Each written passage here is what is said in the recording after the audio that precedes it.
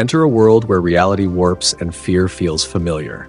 Each eerie tale blurs the line between nightmare and truth, inviting you to explore the strange, the supernatural, and the psychologically twisted. Dim the lights and take a glimpse into madness. Thirst comes in many forms. Some crave power, others wealth, but the most dangerous thirsts are the ones that can never be quenched. Tonight, we present a tale of addiction that transcends mortality itself, a cautionary reminder that even monsters have their vices in this chilling glimpse into madness. Serena Vale stared at her reflection in the coffee shop window, adjusting her jet black lipstick with practiced precision. The October wind whipped crimson leaves against the glass, like blood spatter at a crime scene. She smiled at the thought. Life as a barista at the daily grind was exactly that, a grind. Every day, the same parade of normality. Soccer moms ordering pumpkin spice lattes, college students glued to laptops, business types barking orders without looking up from phones, and Serena, with her Victorian morning jewelry, black lace gloves, and carefully applied corpse pale foundation, stood behind the counter like a Gothic portrait misplaced in a Target commercial. "You need to smile more," her manager often told her. "I'll smile at your funeral," she'd reply, which never went over well. The clock ticked toward closing time. 10 minutes to freedom. 9, 8. The bell above the door jingled, and Serena didn't bother hiding her exasperated sigh. Late customers were the worst customers. "We're closing," she called out without looking up from cleaning the espresso machine. "I won't take much of your time." The voice was rich, cultured. British? No, something older. Serena turned. He stood tall and elegant in a vintage black suit that wasn't a costume. His hair was swept back from a widow's peak, so perfect it belonged in a Victorian anatomy textbook. His skin was alabaster, not the cheap makeup kind like hers, but the real kind, the kind that hadn't seen sunlight in centuries. "We're out of pumpkin spice," she said, immediately hating herself for the banality. He smiled. His teeth were interesting.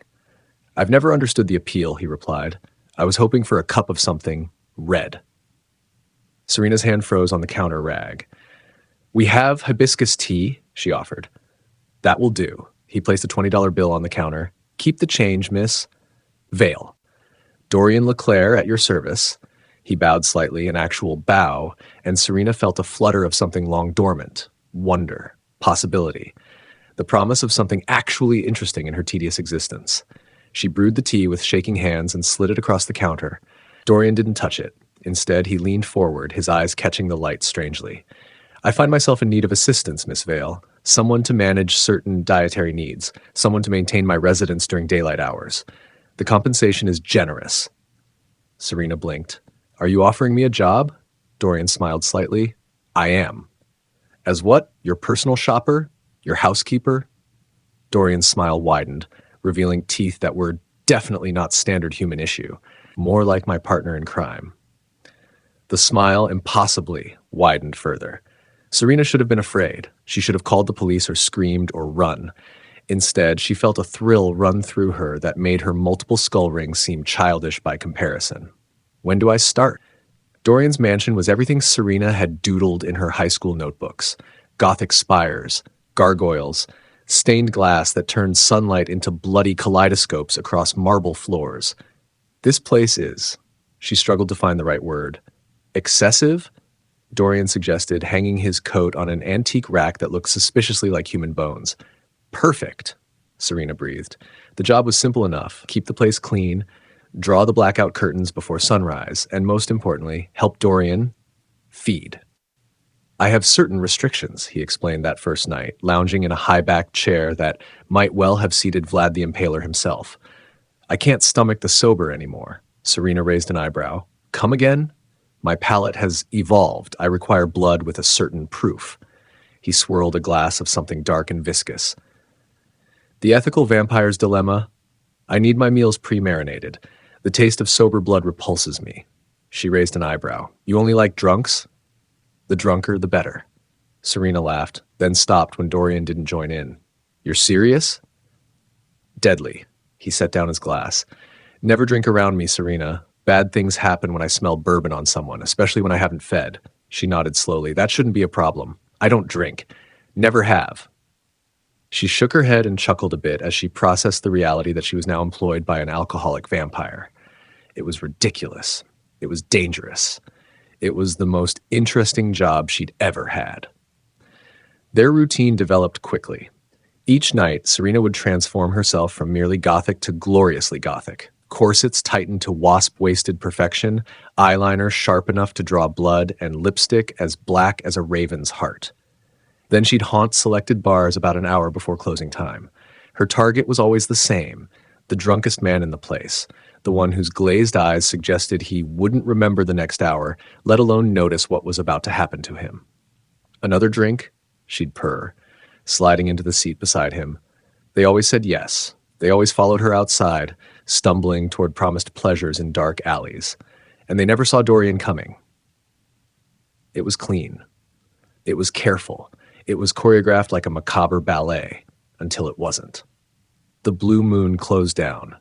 Serena tossed her purse onto an antique fainting couch after another failed hunting trip. That's the third this month. Dorian paced the library, fingers trailing across leather-bound books he wasn't reading. And the drunken sailor? She shook her head. Police cruiser parked outside. They're investigating that investment banker from last week. He flicked a nearly invisible speck of dust from the shelf. The one with the appalling cologne? I did everyone a favor. Serena peeled off her platform boots. The police disagree. She paused for a moment. We're running out of options. Dorian's pacing quickened. Since when did this town become so puritanical? She shrugged her shoulders. We could move? The suggestion did not sit well with Dorian. Do you have any idea how complicated it is to relocate a century's worth of possessions and 3 coffins? The deposit on a moving truck alone, a crystal decanter shattered in Dorian's grip. He stared at his bleeding hand with surprise, then licked the wound with disturbing enthusiasm. You're hungry, Serena observed. An understatement. That night, she heard noises from the basement. Snarling. Scratching. Things breaking. In the morning, Dorian was nowhere to be found. His coffin was locked from within. By evening, when he emerged, his usual elegant demeanor had slipped. His hair was disheveled. His skin seemed sickly. The sparkle normally in his eyes had faded. No luck tonight? He asked, voice too desperate and sad. Everything's closed for some local holiday. She shrugged. How inconvenient for us both. A week passed, then 2. Dorian missed feeding after feeding. His hands began to shake. His smile became fixed and terrible. The witty, sardonic vampire was disappearing into something older, hungrier. Then came the night. Serena woke to find him standing in her bedroom doorway. In one hand, he held a bottle of bourbon. In the other, a crystal glass. I thought we might have a nightcap, he said. His voice was ragged at the edges. Serena sat up slowly. I don't drink, remember? One drink won't hurt anyone. He stepped into the room. You look stressed, Serena. Exhausted from our failed hunts. It'll take the edge off. Maybe give you inspiration. He poured amber liquid into the glass. The splash sounded obscenely loud in the quiet room.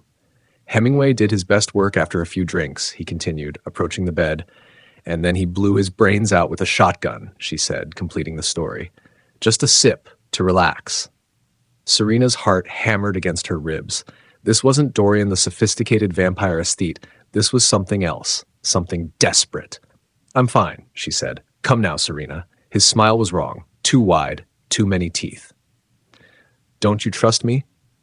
The next day, while Dorian slept, Serena searched the mansion. Behind a false panel in the library, because of course there was a false panel, she found a drawer filled with papers, contracts, photographs, IDs, women's IDs, dozens of them, dating back decades, all with the same gothic aesthetic, all with the same job descriptions scrawled on their contracts, dietary assistant, all with the same final entry, terminated, failure to perform basic duties. She wasn't special. She wasn't his dark muse or gothic companion. She was just the latest in a long line of disposable accessories, bait for his real prey, and when hunting grounds dried up, a reserve meal with convenient delivery service.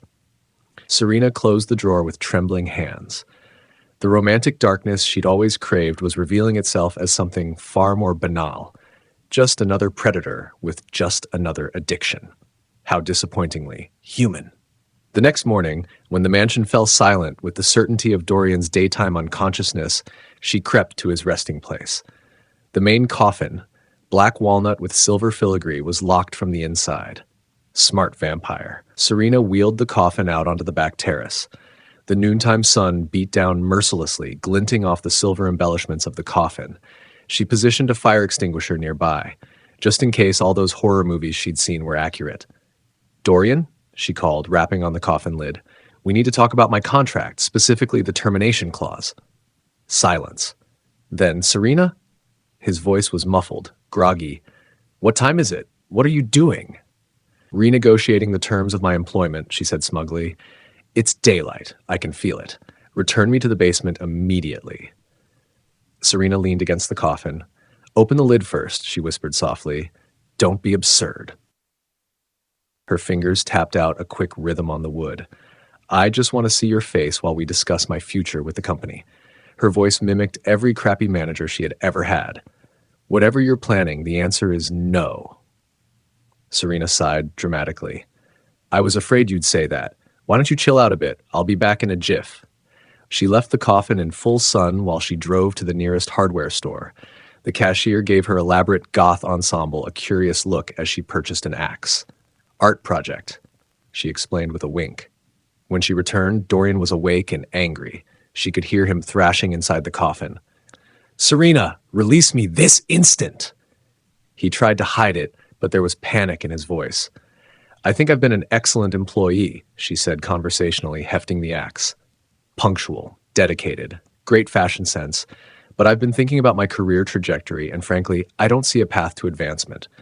She swung the axe into the coffin lid. Wood splintered. "What are you doing?" Dorian shrieked. "Creating an opening in the job market." Thwack! Another chunk of wood flew off. "You know, busting through the glass ceiling." "Stop! I'll kill you for this!" She shook her head in mock disappointment. "See, that's exactly the kind of toxic workplace environment I'm trying to avoid." Whack! Sunlight pierced through the cracks and golden daggers. Smoke began to curl from inside. "Serena, please! I'm burning!" She paused, axe raised. "You should have stuck to your drinking buddies, Dorian.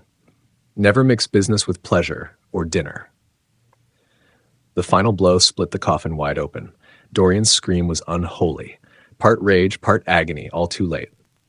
Flames engulfed his body as sunlight did what it had been trying to do for centuries. Serena watched dispassionately, fire extinguisher at the ready. When there was nothing left but smoldering ash, she calmly pulled the pin and coated the remains in white foam. Then she hosed what was left of her employer into the immaculate lawn.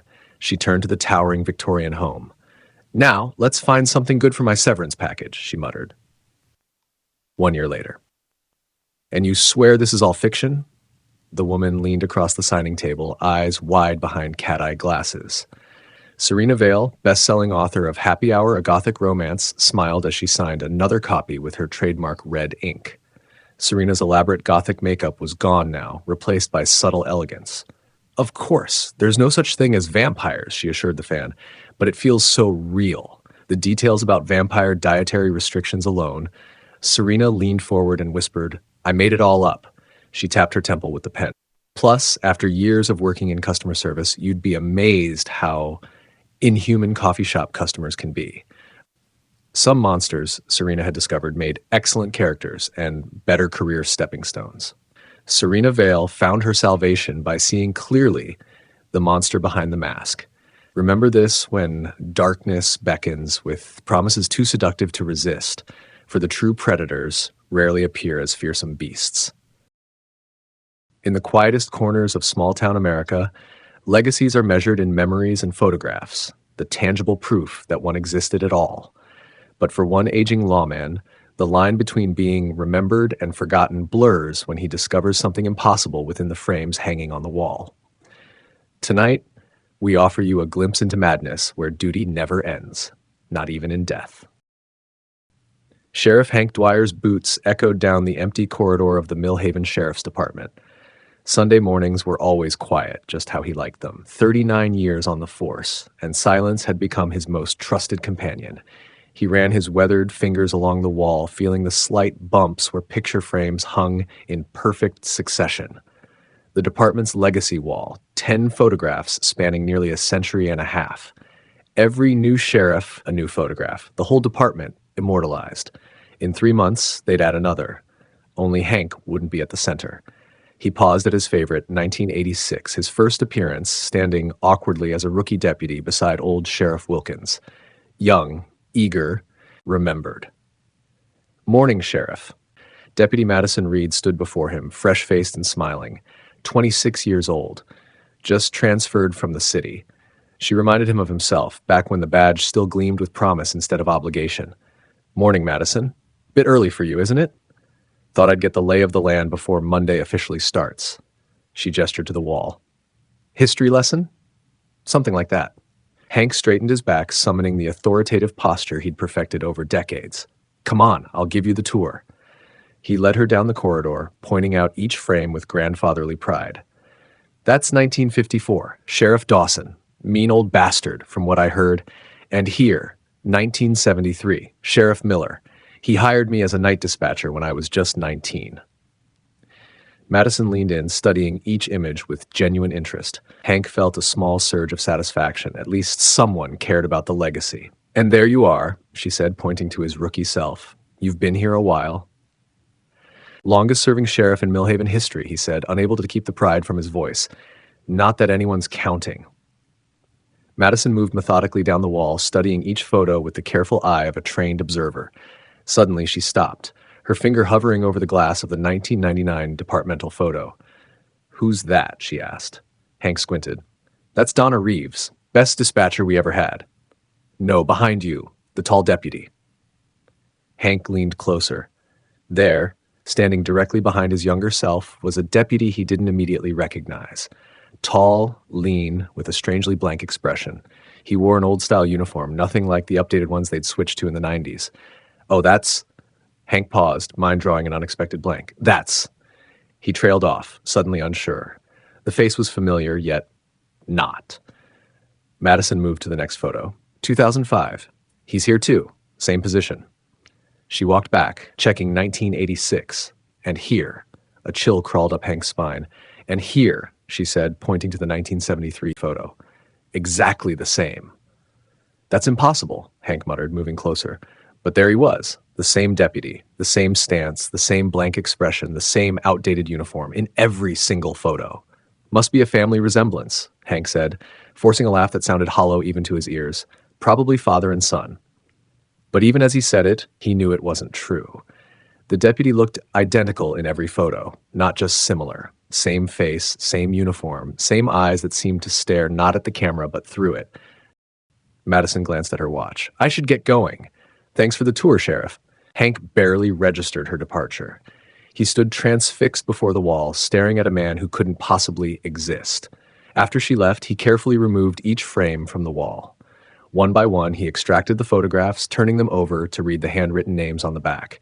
Sheriff Thomas Wheeler, Deputy Alan Barnes, Deputy Mary Ann Hollister, Dispatcher Helen Grant. Every name meticulously recorded, every name except one. The tall deputy was never listed, never acknowledged, not once in a century and a half of carefully preserved history. As dusk settled over the station, Hank returned the photos to their frames and the frames to the wall. His mind raced with possibilities, each more implausible than the last. When he turned to leave, something caught his eye. A hat sat on the rack by the door, weathered brown leather with a wide brim. An old-style deputy's hat, nothing like the department's current uniform.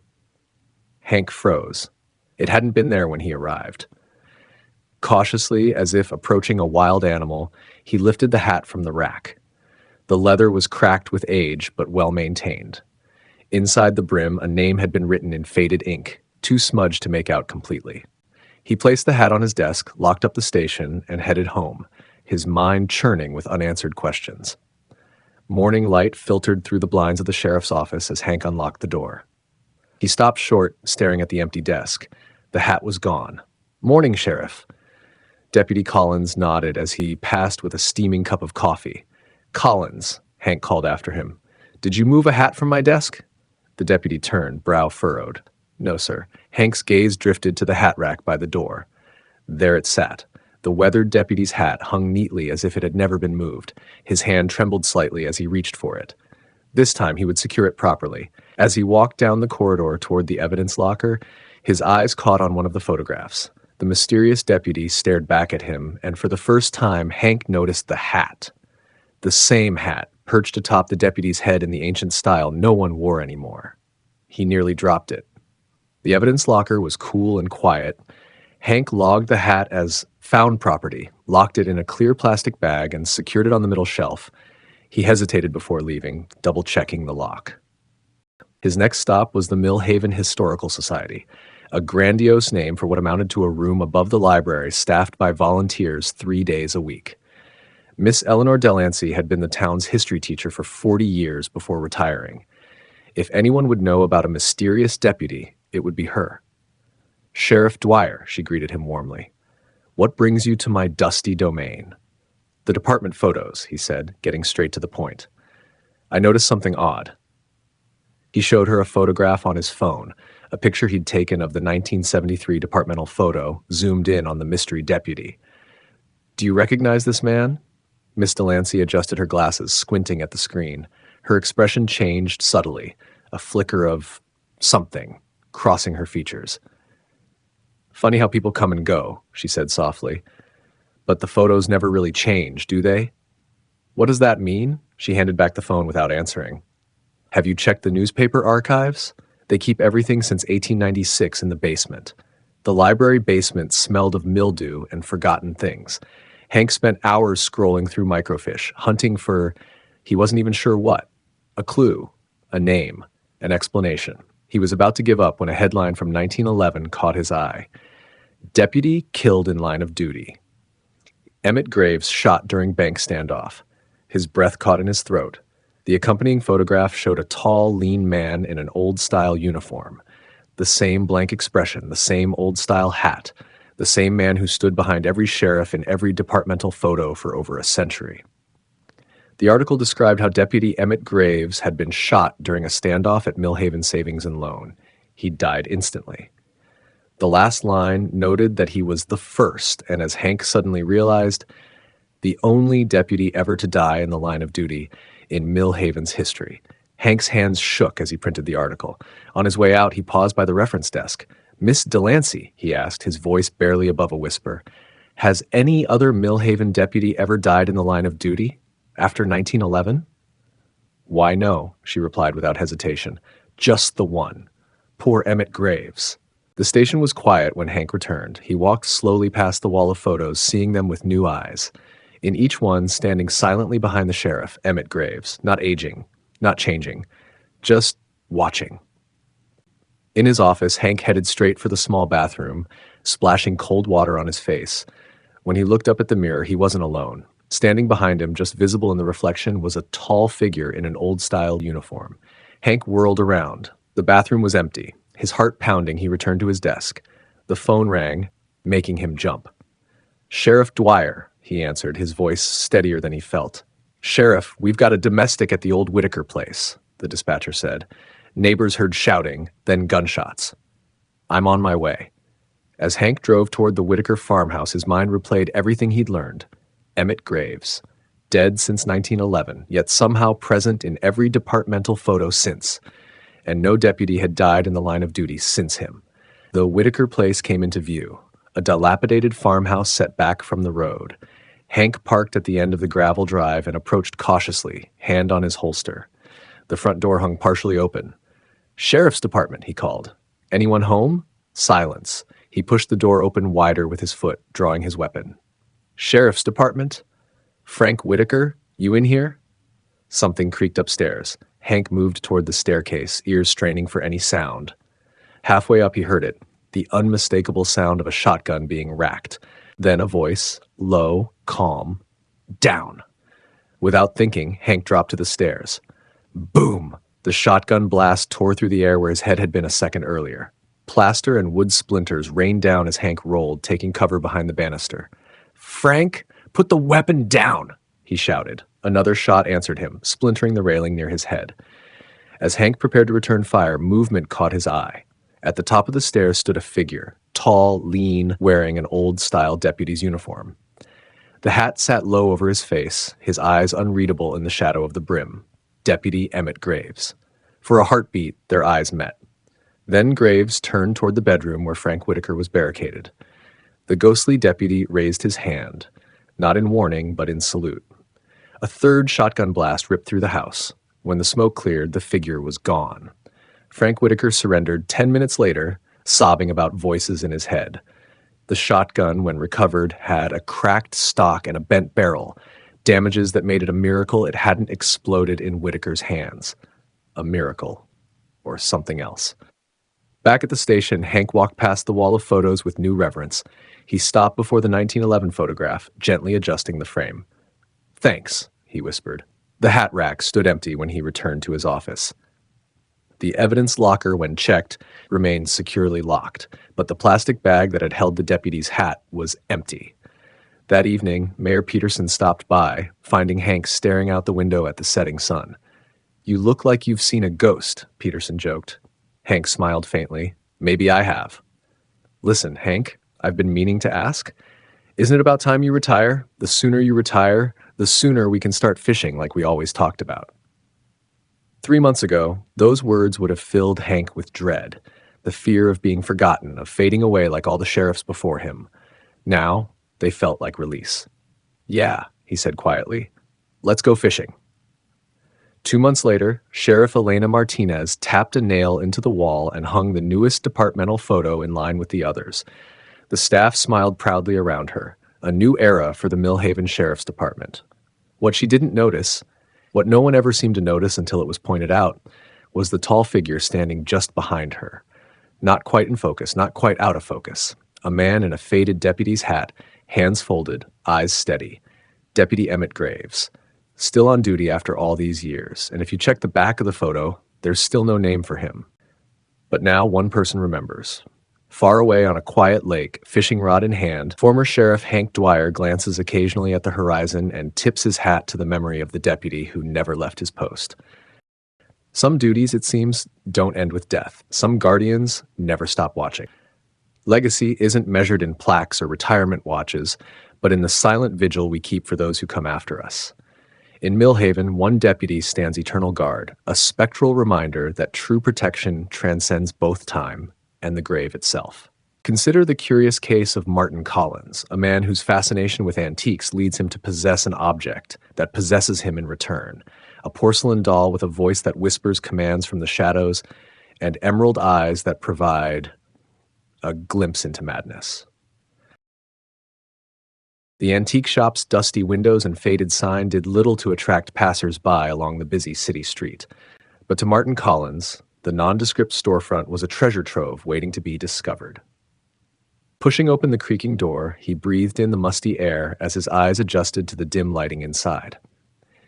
He lived for these moments, never knowing what forgotten relics from the past he might uncover.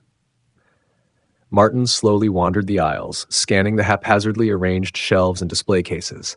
He paused to examine a silver pocket watch, an ornate music box, and a set of tarnished silverware before a glint of porcelain caught his eye. Nestled on a bottom shelf behind a stack of books was a delicate antique doll. He knelt down and gingerly picked her up. She was about 18 inches tall with bisque skin, raven hair fashioned in tight Victorian curls, and sage green glass eyes. Her faded blue velvet dress and lace petticoats looked to be original. "Hello there," Martin murmured. "Aren't you a lovely thing?" The doll's eyes seemed to blink at him as her small rosebud mouth curled into a subtle smile. Martin felt an immediate attachment, sensing the doll had stories to tell if given the chance. He decided then and there that she would be coming home with him. After purchasing the doll, whom he named Lilith, Martin spent the evening fashioning a special shelf for her in his study. He knew just where to place it, so the morning sun would highlight Lilith's porcelain features. "There, perfect," he said, stepping back to admire his work. The doll stared back at him, and for a moment, Martin thought he saw a spark of satisfaction in her painted green eyes. That night, Martin was awoken from a deep sleep by soft whispers. Still half asleep, he murmured, "Who's there?" The whispers faded away, leaving Martin unsure if he had dreamt them. He rolled over and quickly drifted off again. Over the next week, Martin settled into his normal routine: work, dinner, reading in his study beneath Lilith's watchful gaze. But each night the whispers returned, always fading away when he startled awake. He couldn't quite make out any words, only an insistent murmuring. One night, instead of fading, the whispers seemed to solidify into a single raspy utterance. The letter opener. Puzzled, but now convinced he wasn't imagining things, Martin replied, "What do you mean?" Silence followed. The next morning, the meaning became clear. As Martin reviewed his firm's latest financial statements, he realized the lead partner had dramatically over-reported income. Unthinkable amounts had been siphoned away undetected. Glancing at the gold letter opener on his desk, Martin suddenly pocketed it before heading to lunch. That night, the whispers returned. "Well done," they seemed to praise. "The watch next." Martin realized with surprise that he felt no guilt about stealing the letter opener. Only a growing sense of confidence and control. He whispered into the darkness, "Yes, the watch next." Over the following days and nights, the cycle continued, each whispered suggestion pushing Martin further. A rare book slipped into his briefcase. The theater cashier shortchanged when buying tickets. An inflated expense report submitted. With each act, the whispers became more insistent, the acts more daring. Martin suspected the true source, but part of him resisted confirmation. He felt increasingly split between his buttoned-up public persona and the simmering confidence growing inside. Late one night, after a particularly assertive string of whispers, Martin could resist no longer. He moved Lilith from her shelf to the desk, positioning her directly facing him. Taking a seat, he switched on the green glass lamp and leaned forward until his eyes locked onto hers. "Have I gone mad, or are you whispering to me?" he asked. For several minutes, only the ticking of the study clock answered him. Then, so softly he had to hold his breath to hear it, Lilith replied. "Clever boy, I knew you would figure it out eventually." The voice was female with a lilting accent Martin couldn't quite place. Trying to hide his shock, he replied, "Who are you?" Lilith's bisque lips curled into a smirk. "I've gone by many names, but you may call me Lilith, darling." She blinked her glass eyes slowly. Martin's mind reeled. He knew he should smash the doll and end this madness, but something in those green eyes pulled him in. He found himself saying, "What do you want from me?" The doll let out a raspy chuckle. "Straight to business, I see. I like that in a man. Let's just say I once walked the streets of this city long ago, but certain figures cut my living days tragically short." Her voice turned icy. "With your help, I can settle old scores and regain a foothold in this world. Do this, and riches and power will be yours. Refuse, and, well," she raised a porcelain eyebrow menacingly. Martin sat stunned, knowing he stood at a precipice. Lilith represented everything he secretly craved: danger, intrigue, respect. But at what cost? Sensing his hesitation, Lilith played her final card. "I know how they all dismiss you. The sheep in the office, the women who ignore you. Help me, and you will demand their attention. So which will it be?" That sealed Martin's decision. He would do what Lilith asked. He gave the doll a subtle nod. "Excellent," Lilith purred. "Now fetch me that stack of newspapers. We have plans to make." In the following weeks, Martin and Lilith nights poring over newspaper archives, tracing the descendants of Lilith's targets. They identified the families that had risen to prominence since her untimely end. Lilith directed Martin to use his knowledge of accounting and access to offices to strike surgical blows. An emergency tax audit here, a license suspension there, minor acts of sabotage, and reckoning. At first, Martin felt nervous, constantly looking over his shoulder. But the more damage he inflicted, the more confident and energized he became. His mundane life now had purpose and a growing fanaticism, even if the orders came from a porcelain doll. Newspaper headlines soon told of a phantom saboteur terrorizing the city's elite. The police were baffled by the perpetrator who left no trace. Lilith chided Martin to be more careful, but her painted mouth couldn't hide her glee. "Now, for the final act," Lilith finally announced one night. Her eyes gleamed in the lamplight. "There is an estate sale at the old Van Houten place tomorrow. Go there and retrieve the pearl necklace in lot 223. It belonged to Agnes Van Houten, the floozy who stole my darling Albert away all those years ago. Bring me those pearls, and my afterlife shall finally know peace." Martin nodded, ready to help Lilith complete her mission. He researched the estate thoroughly, planning his route in and out. Under the cover of night, he easily deactivated the alarm system and located the pearls. As he turned to leave, flashlight beams sliced through the darkness. "Don't move. This is the police," a voice bellowed. Martin froze, cursing himself for making such a careless mistake. Then he remembered the revolver tucked into his coat pocket. Lilith's most recent idea. Martin weighed his options. He could try to shoot his way out, or he could give up and end Lilith's puppetry of him. Her pull seemed less persuasive outside of the study's four walls, away from her hypnotic green eyes. "Martin, is that you?" A familiar voice called out. Stepping into the light, Martin saw it was Patrick O'Hara, an old college buddy who had joined the city's police force. Martin opened his mouth to respond, but Lilith's raspy voice drowned out his thoughts. "What are you waiting for? Shoot him and escape." His hand twitched toward the revolver. Patrick cautiously approached. "Buddy, I don't know what sort of mess you're mixed up in here, but put the gun down and we'll sort this out." Patrick's calm words cut through Lilith's whispers. Martin realized the monstrous path she had led him down and how close he was to becoming a killer. With deep shame and new resolve, he pulled the revolver from his pocket and tossed it to Patrick. "I give up. This has gone too far," Martin said wearily. Patrick breathed a sigh of relief and escorted Martin outside to the waiting police cars. After providing a full confession, Martin reluctantly told the authorities about Lilith and her role in manipulating him. But he protected her hiding place, unsure what arcane forces she still possessed. At his sentencing, the judge showed leniency given Martin's cooperation and the extenuating supernatural circumstances. After serving 2 years of probation, Martin hoped to move on from his brush with darkness. But Agnes Van Houten's pearls were never recovered. And across town, the antique doll Lilith remained perched on her shelf, biding her time. Her emerald eyes shone with cunning, waiting for the day when she would exert her strings of malevolence to ensnare the next susceptible soul. Epilogue. The wheels of justice turn, but supernatural forces wait patiently for their next opportunity. Martin Collins may walk free, but the strings that once controlled him remain intact, waiting for new hands to manipulate. A reminder that evil never truly vanishes, it simply finds a new story to tell.